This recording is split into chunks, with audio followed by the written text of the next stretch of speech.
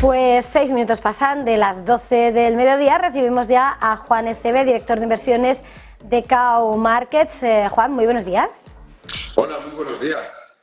Bueno, lo estamos diciendo, nos estamos repitiendo, pero quería comenzar este tiempo de análisis preguntándote precisamente este alivio que se está respirando hoy en la renta variable con esa relajación en torno a esas negociaciones en el techo de deuda. ¿Cuál es ese impacto? ¿Cómo lo analizas?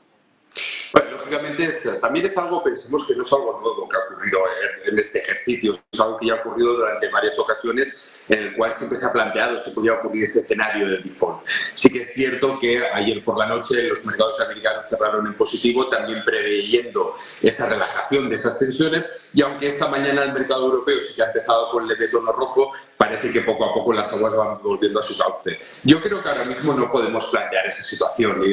La economía de Estados Unidos, el dólar, la economía mundial serían un riesgo bastante importante si aconteciéramos a ese default.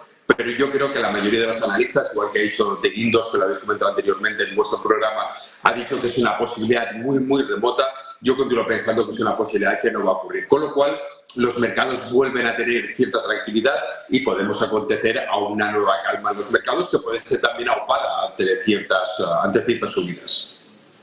En ese contexto y mirando además esas noticias de alivio que llegan por parte de Estados Unidos, se esquiva el temor o se reduce a ese default, sí miramos y más ahora, con más atención, a lo que pueden ser los movimientos en política monetaria y sobre todo lo que está pasando en el mercado de divisas, donde hemos visto al dólar fortalecerse. Estamos viendo en este mismo momento, por ejemplo, en esa relación euro-dólar, cómo sigue imponiéndose el billete verde también frente a sus principales pares.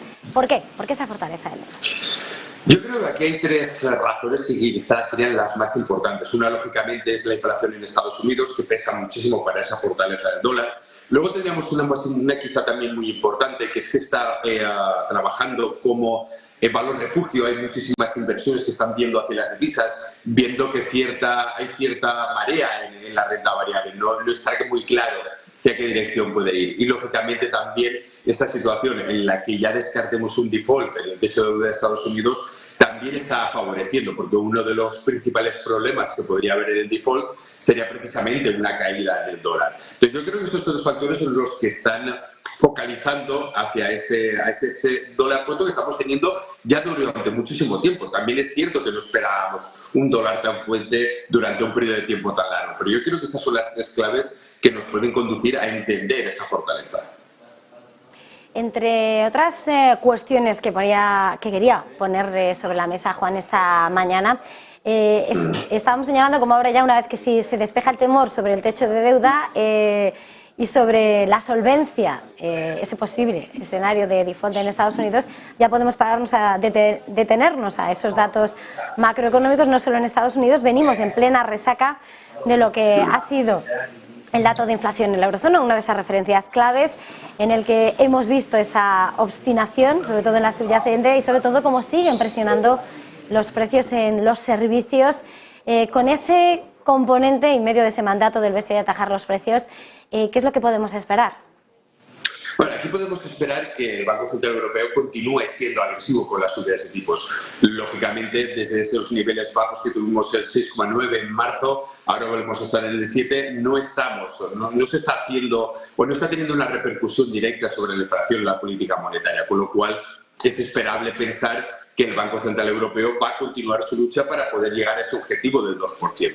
Claro, la inflación se está viendo mucho más resistente de lo que se esperaba y eso es un problema en el cual deberíamos incluso pensar, porque ya hay diferentes estudios que lo muestran y que exploran esa posibilidad, de que no lleguemos a tener una inflación del 2% a un periodo de tiempo corto, sino que quizá deberíamos de acostumbrarnos a una inflación de un 3,5%, que quizás sería ese tope que podríamos llegar a un plazo de término medio, corto tampoco, estamos bastante alejados. Pero claro, aquí hay un trabajo muy laborioso por parte del Banco Central Europeo, que es intentar equilibrar esos tipos de interés para que afecte a la inflación, pero no entremos en un escenario de recesión en el cual a la economía luego le cueste muchísimo salir. Lo que sí que es cierto es que no son los datos, no son unos datos óptimos y no son los datos que ni el Banco Central Europeo esperaría ni los que mayoritariamente esperamos.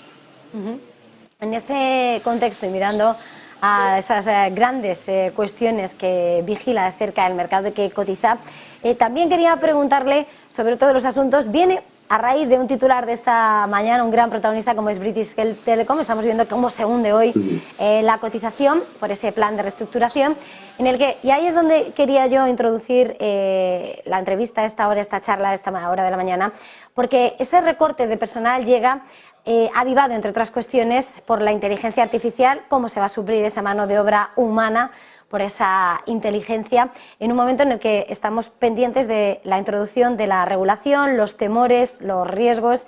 No sé cómo estáis evaluando la entrada y el impacto que está teniendo esa inteligencia artificial. Claro, aquí tendríamos dos componentes importantes. Uno es la fuerza laboral, que lógicamente sí que se va a ver afectada porque hay muchísimos procesos que la inteligencia artificial, aunque estamos en una fase muy temprana, estamos viendo diferentes ámbitos como es la parte del ChatGPT, estamos viendo aplicaciones en medicina, en neurociencia, estamos viendo en robótica. Hay muchas aplicaciones que tiene la inteligencia artificial y sin duda alguna va a ser una, o quizá una revolución más grande que la que hubo en la revolución industrial. Pero eso afecta a la masa de trabajo. Lógicamente sí que se va a ver afectado porque hay muchos procesos que la inteligencia artificial va a poder suplir en el trabajo humano, como por ejemplo pues, la parte de robótica en la fabricación, en la parte del análisis de datos, en la parte de atención a clientes, en muchísimos ámbitos. En la parte de la relación laboral sí que se va a ver afectado de una manera negativa en cuanto a esa masa de trabajo. Pero por otra parte, en cuanto a las empresas, sí que sabemos y estamos viendo que cualquier empresa que desarrolle inteligencia artificial o que tenga incluida inteligencia artificial es una empresa que tiene un atractivo enorme ahora mismo para los inversores y que también tiene una trayectoria de crecimiento muy grande. Como digo, esta nueva revolución, que va a ser quizá más importante que la revolución industrial, que será esa revolución, o ya es esa revolución de la inteligencia artificial, en la que estamos empezando a ver cuáles son todos sus componentes, va a llevar a cabo que todas las empresas que estén relacionadas, en mayor o en menor grado, a este producto de inteligencia artificial, aplicaciones, desarrollos, tengan un crecimiento muy importante. Lo estamos viendo ya directamente desde la parte de los inversores cómo está teniendo ese atractivo. Lógicamente, esas empresas, en los nichos de negocio que están y en los crecimientos de sus volúmenes de negociación, tanto de la propia empresa cotizada como sus márgenes de beneficio, hay estimaciones de un crecimiento increíblemente grande. Con lo cual, estos dos caminos son dos caminos que van a estar muy reñidos. Una parte es que vamos a ver disminución de masa laboral, quizás no tan cualificada, pero por otra parte las empresas se van a ver muy superadas en los beneficios. Está claro que ese impacto de la entrada de esa inteligencia artificial, toda una revolución, lo iremos viendo, lo iremos analizando. Gracias por entrar al detalle esta mañana. Y mirando a protagonistas ahora sí, con nombre propio, más allá de esa cuestión que sí que va a afectar, verá, en todo, ¿no? En todas las esferas. Hemos asistido esta semana a uno de esos asuntos claves, esa compra de Activision por parte de Microsoft, además esos problemas, esos choques para dar luz verde a esa operación.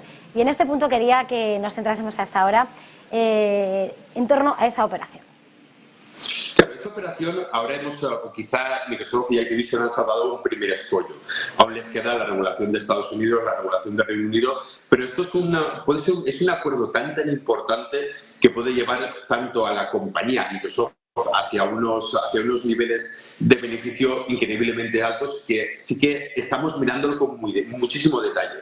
La parte de los videojuegos, la parte de gaming, es una parte que está siendo cada vez más importante en las empresas y hemos visto desde hace unos años unos crecimientos increíblemente altos. Por esta parte de monopolio que las que están estudiando diferentes regulaciones, es tan importante ver a qué consenso llegan y a qué acuerdo llegan, porque puede catapultar a Microsoft a ser una de las compañías más grandes. Microsoft, aparte del negocio tradicional que ya conocemos, el negocio de clouding, el negocio de desarrollo, está apostando muchísimo por la parte de gaming y precisamente esa parte de gaming es lo que está haciéndole crecer también de una manera muy importante. Entonces, es un enclave estratégico importantísimo para Microsoft precisamente ese acuerdo. Entonces, cualquier detalle que podamos ir avanzando, y precisamente este último acuerdo que hemos visto en la Unión Europea, que sí que le da luz verde, puede ser el detonante para que podamos ver también en Estados Unidos y en Reino Unido cómo se lleva a cabo. Y si eso ocurriera, tendríamos ante nosotros una oportunidad de ver un crecimiento en Microsoft realmente interesante. Juan, antes de terminar, abusando, que puedo contar contigo hasta ahora. Quería preguntarte, antes de despedirnos, es verdad que se resuelven incógnitas, pero son muchas las incertidumbres que continúan puestas sobre la mesa. ¿Cuál es la estrategia, cuál es vuestra valoración en este momento a la hora de buscar esa oportunidad, esa rentabilidad en el mercado? Yo creo que ahora mismo, si nos centráramos quizá en Europa, porque en Estados Unidos sí que es cierto que las empresas tecnológicas de gran capitalización están teniendo muchísimo atractivo. Hemos visto como empresas como Meta desde el principio de año han revalorizado casi un 100%, Microsoft, que habíamos hablado antes, también han revalorizado un montón. Tiene un atractivo muy importante las empresas de gran capitalización en el sector tecnológico. Yo destacaría el sector tecnológico como uno de los grandes atractivos para este año. Pero si nos veríamos para Europa, yo quizá me centraría en el sector turismo, en el sector bancario, que aunque el sector bancario no va a ser algo tan importante o no va a tener un recorrido tan interesante como el tuvo el año pasado, no olvidemos que el sector bancario aquí en Europa se favorece muchísimo de unos altos tipos de interés y, lógicamente, eso le va a reportar beneficios. Lo estamos viendo también cómo aumenta sus dividendos precisamente porque está teniendo unos beneficios interesantes y quiere atraer a los accionistas. Entonces, yo quizá ahora mismo me decantaría por el sector turismo, el sector bancario en Europa y el sector tecnológico en Estados Unidos. Pues queda puesto ya sobre la mesa ese diagnóstico. Muchísimas gracias, como siempre, Juan Esteve, director de inversiones en Cow Markets. Ha sido un verdadero placer. Feliz jornada, feliz innovación. Igualmente, un placer.